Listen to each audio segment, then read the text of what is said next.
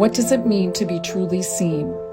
The Portrayal of Presence brings together 8 Northumberland artists alongside works from our permanent collection. Together, they explore visibility, identity, and the courage of taking up space. Step closer, slow down, let yourself be present. The Portrayal of Presence, now on view at the Art Gallery of Northumberland.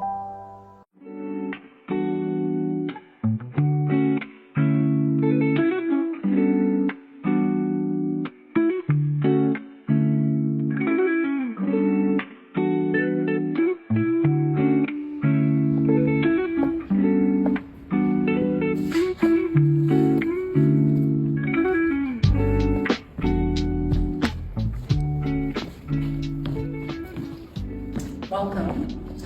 Thank you. Thank you. What initially inspired the work you have in this exhibition, Portrayal of Presence?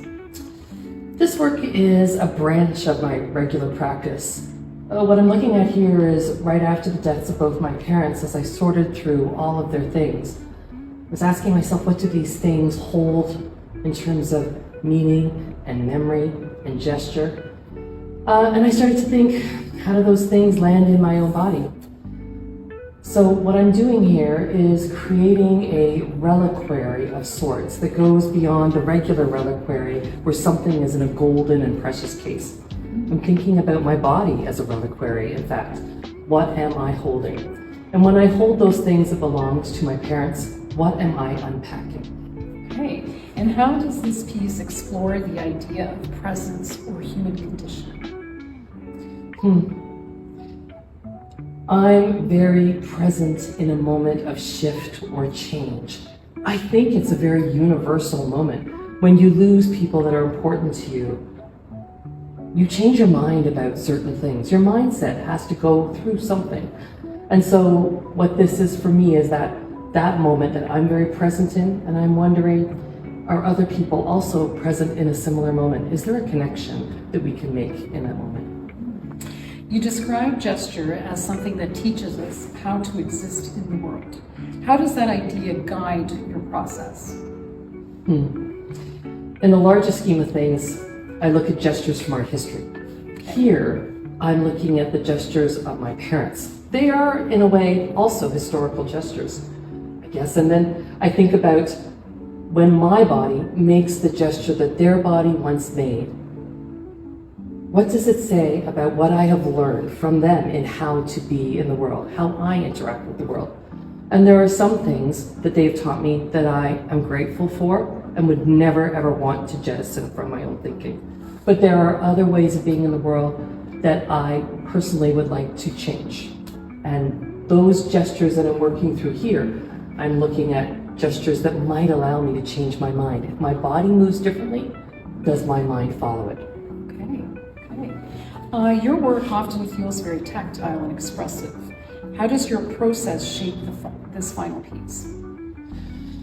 Well, this is a whole different process for me. It's very compartmentalized, and there was a lot of compartmentalization that you go through after somebody has passed away. The fact that they are all on individual 12 by 16 inch panels and they've only just been assembled here. There's that certain kind of tactile nature in the fact that these can be shifted and moved around and rearranged. Maybe there is a different way I will think about them later. They are malleable. So I did say final piece, but I don't believe it's finished. It's not a final piece at all. It is very much a work in progress. As we are all works in progress, that's what that's meant to reflect. This is the way it's being configured for this show. It would be configured differently for another show.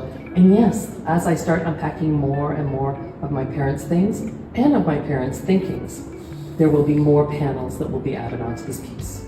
That's great. This work includes found objects inside of a tree. What role do these objects play in telling the story of presence? There is something about everyday objects. There is something about their archival nature that quietly tell the stories of somebody else's presence. And I am bringing that into this space here. When I hold them, when I rethink what they mean to me, I think that's how they have a kind of presence. Do you feel that objects can carry traces of the people who once used them? Absolutely. Okay. And after the passing of your parents, you began thinking about gestures that are passed down. I think we just touched about in an earlier question. What kinds of gestures do you find yourself carrying forward?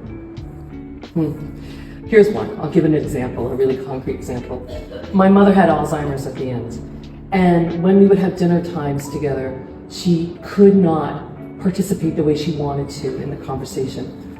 To exclude herself from the conversation and to feign a certain level of preoccupation, she would pick up crumbs off the table and put them back on her plate, one after the other. And then when a question was asked of her, she would say, sorry, I wasn't listening. And then she wouldn't look like she had lost the thread of the conversation. This gesture of preoccupation. And sometimes I find myself doing it and I think, there's my mom. And what does that mean when it shows up in me? Are there gestures or habits we inherit without even realizing it? 100%. Okay. And those gestures are reflective of that kind of learning that we have from the moment we're small children with our parents, but they are also gestures that reflect broader global systems that are in the world. I'm talking about things like capitalism, colonialism, the patriarchy. Those things are all in these objects. That's why when I hold these objects and make gestures with these objects, I realize that they resonate on a certain level. Because what I'm unpacking is a global concept that has somehow filtered down into the microcosm of my family. The idea of capitalism where things are compared and contrasted and things have more worth or less worth, that is a component of my family. How the three siblings were valued for different reasons, and there was strife because there was some sort of competition, capitalistic competition, you might even say. So that's what I'm thinking about here with these gestures. Looking at the artwork itself, the paintings, you've chosen a particular palette.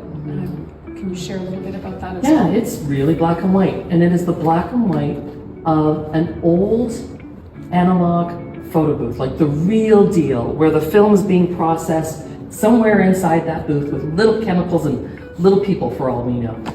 What I thought about was, if I am carrying my parents' learning, if I am also a relic, not just the objects, but if I too am a relic, then I would like to put myself in a reliquary, in a container to explore this idea.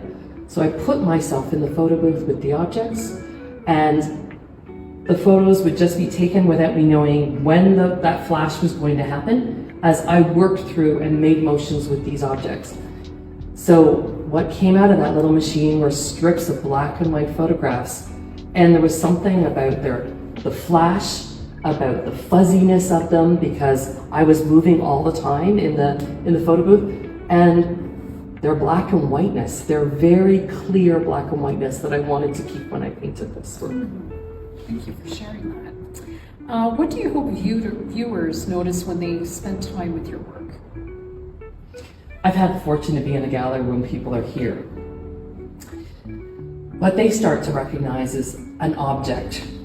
And then they say, oh, I also have objects. I also have something that somebody that was meaningful to me bequeathed me in some way. And they wanted to talk to me about those objects and about their loss and about how the object can carry meaning in their loss. So I guess that's what I'm hoping to connect on.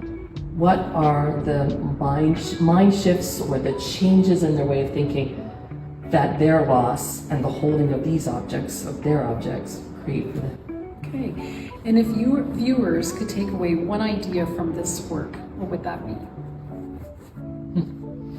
To change your mind is to be a human being, and to continually change your mind is to be alive.